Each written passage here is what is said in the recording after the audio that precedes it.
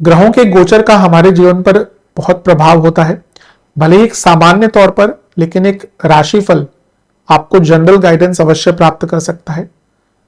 और यदि आपको ग्रहों की गोचरीय स्थिति की गणना, ग्रहों की गोचरीय स्थिति पर अपडेट और ग्रहों की गोचरीय स्थिति का आपके जीवन पर क्या प्रभाव हो सकता है ये जानना है, तो अवश्य मेरे चैनल एस्ट्रो गुरु निखिल निकेस्ट्रो को सब्सक्राइब कीजिए, बेल नोटिफिकेशन पर भी क्लिक कीजिए ताकि जो भी वीडियोस आती हैं उनकी नोटिफिकेशंस आपको प्राप्त होते रहे। मेरे चैनल पर निरंतर रूप से साप्ताहिक राशिफल, मासिक राशिफल आदि आते ही हैं और बाकी भी ग्रहों की स्थिति पर गोचरीय वीडियोस में बनाता रहता। ओम गणेशाय नमः, ओम नमः शिवाय। आप सभी का मेरे चैनल पर पुनः स्वागत है। साप्ताहिक राशिफल जो मेरे द्वारा मेरे चैनल पर प्रकाशित होता है वो चंद्रमा और उनकी गति पर आधारित होता है।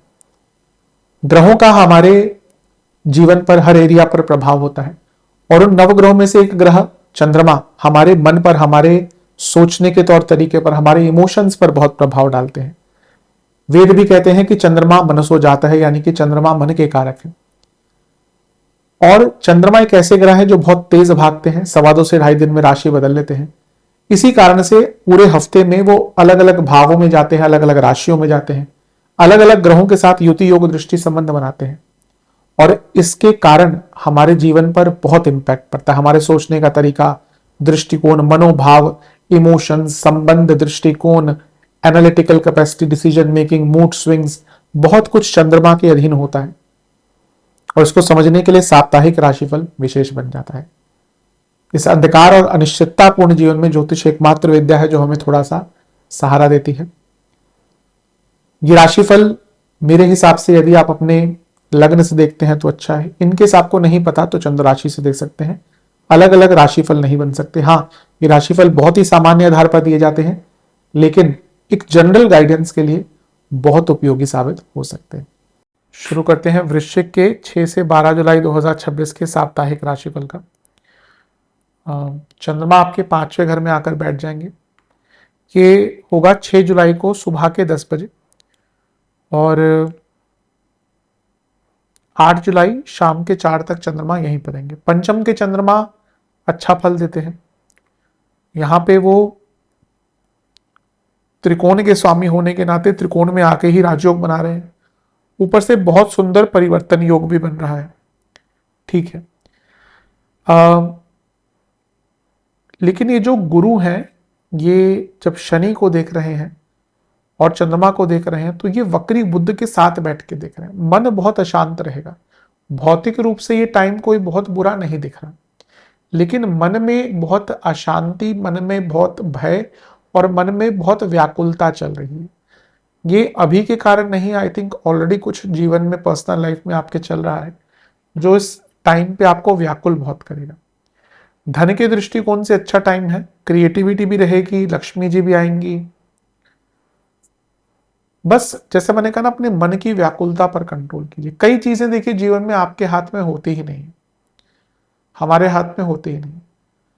तो जो हमारे हाथ में नहीं है उसके बारे में ज्यादा सोच के ना, खैर ये चीजें भी समय के साथ ही हमें समझ आती है, हम सबने गलतियां करी होती, लेकिन मेरे को ऐसा लग रहा है कि आपके जीवन में कई ऐसी चीजों को लेकर आप बहुत व्याकुल हो रहे हैं जिसका आपके हाथों में कुछ नहीं है, आपके बिल्कुल नियंत्रण नहीं है।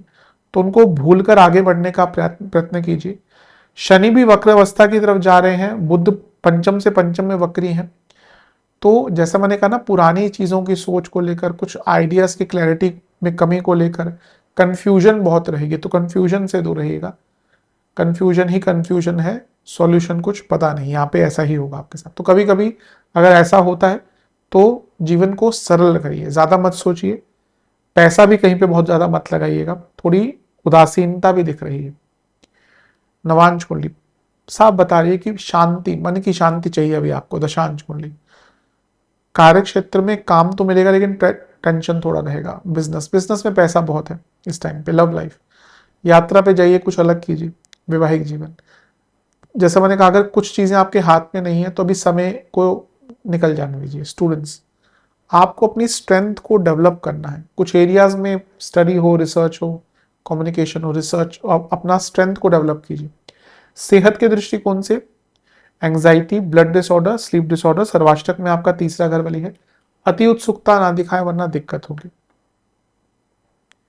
8 जुलाई शाम के 4 बजे चंद्रमा आ जाएंगे आपके छठे घर में यानी कि मेष में,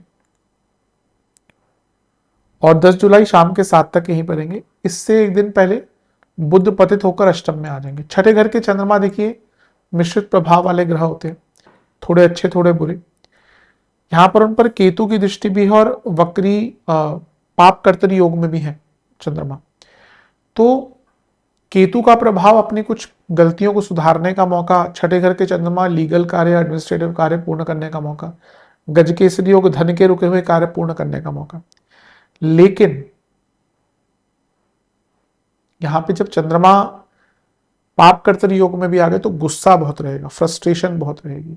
आपके भौतिक स्तर पर यहाँ पे काम बन सकते हैं, लेकिन ये टाइम जैसे मैंने कहा ना, अगर आपने यहाँ पे नियंत्रण अपने व्याकुलता पे नहीं किया तो वो व्याकुलता फ्रस्ट्रेशन और इरिटेशन में कन्वर्ट हो जाएगी। तो इस पर नियंत्रण कीजिएगा। कुछ लोग प्रवोक करेंगे, उनसे बचना है। किसी भी चीज में बहुत गहनता तक नहीं डूब जाना, जो वृश्चिक वालों की आदत होती है, और अतीत में बहुत नहीं जाना। नवांश कुंडली, पैसा आएगा लेकिन अपने मानसिक सेहत पर ध्यान दीजिए। दशांश कुंडली, कार्य क्षेत्र में कुछ बड़े काम मिल सकते हैं, उनको एक्सेप्ट कीजिएगा। बिजनेस में पैसा भी आएगा लेकिन खर्चा ज्यादा है। लव लाइफ, बहुत बदलाव आ रहे हैं आपके रिलेशनशिप, क्योंकि आपके और आपके पार्टनर के व्यक्तित्व में बदलाव आ रहे हैं और उसको एक्सेप्ट कीजिए। वैवाहिक जीवन, सिंप्लिसिटी रखिए। स्टूडेंट्स, कम्युनिकेशन खराब दिख रहा है यहाँ पे। सेहत, बीपी की प्रॉब्लम, पेट के रोग, एंग्जाइटी, कफ प्रॉब्लम। सर्वाष्टक आपका छठा घर बली है, फ्रस्ट्रेशन से बचिए इस टाइम पे। 10 जुलाई शाम के 7 बजे चंद्रमा आ जाएंगे आपके 7वें घर में यानी कि वृषभ में, और सप्ताह के अंत तक यहीं पर रहेंगे। चंद्रमा का 7वें घर में आना एक प्रकार से न्यूट्रल बना जाता है, लेकिन त्रिकोण के स्वामी यहाँ पे आके राजयोग बना रहे हैं। चंद्र मंगल योग बन रहा है। मंगल लग्नेश है, छठे घर के स्वामी है। रुके हुए पैसे के लिए अच्छा है, बिजनेस में बदलाव के लिए अच्छा है, कुछ अनकन्वेंशनल करते हैं उसके लिए अच्छा है। लग्नेश भाग्येश साथ में है, बहुत अच्छा है। लेकिन सप्तम से 12वें के स्वामी होने के कारण मंगल का के द्वारा, चंद्रमा के द्वारा मंगल को एक्टिवेट करना मैरिड लाइफ के लिए अच्छा नहीं है। आपके लाइफ पार्टनर को थोड़ी प्रॉब्लम हो सकती है, आपको भी हेल्थ इश्यूज यहाँ पे आ सकते हैं। घर में मतभेद काफी यहाँ पे हो सकते हैं। इवन सोशल लाइफ में थोड़ा इम्पैक्ट पड़ सकता है, इस चीज का ध्यान रखिएगा। इस हफ्ते के मध्य भाग से गुस्सा बहुत रहेगा। नवांश कुंडली, प्रयास कीजिए कि ना आप अपने मन को थोड़ा सही डायरेक्शन में लगाइए। उन लोगों से बातचीत कीजिए जो आपको समझते हैं। दशांश कुंडली, कार्य क्षेत्र में हो सके तो इंस्पिरेशन ढूंढिए आगे बढ़ने के लिए। बिजनेस में फोकस की कमी दिख रही है इस टाइम पे। लव लाइफ, लाइट हेडेड रहिए, सिंपल रहिए। वैवाहिक जीवन, बुद्धिमत्ता का उपयोग करना पड़ेगा वरना भयंकर झगड़े होंगे। स्टूडेंट्स, मेरे हिसाब से बहुत लेजीनेस दिख रही है इस टाइम पे। सेहत, BP, anxiety, cardiac issues, gall bladder, liver. सर्वाष्टक आपका पंचम भाव बली है। आइडियाज पर नियंत्रण रखें, कभी कभी हम बहुत ज्यादा सोचते हैं तो भी परेशान होते हैं। विशेष प्रेडिक्शन, थोड़ा ब्रेक लीजिए, अपने आप को प्रायोरिटी दीजिए। कभी कभी होता है किसी व्यक्ति को हम पसंद करते हैं, उनसे बात करते हैं तो हमारा इमोशनल हेल्थ ऑलरेडी हील हो जाती है अपने आप ही। कोशिश कीजिए थोड़ा टाइम अकेले बिताइए और किसी से इन्फ्लुएंस बहुत होकर अपने जीवन को मत जिए। शुभ अंक है आपका 5 और 1, 5 and 1। शुभ रंग है आपका येलो, ग्रीन एंड ग्रे। उपाय के स्वरूप में हनुमान चालीसा का 2 बार पाठ करके बजरंगबली को बूंदी का प्रसाद चढ़ाएं। आशा करता हूँ वीडियो काम आएगा। चैनल पर रहे सब्सक्राइब कीजिए, वीडियो को लाइक कीजिए। मिलता हूँ अगले वीडियो में, तब तक के लिए ओम नमः शिवाय।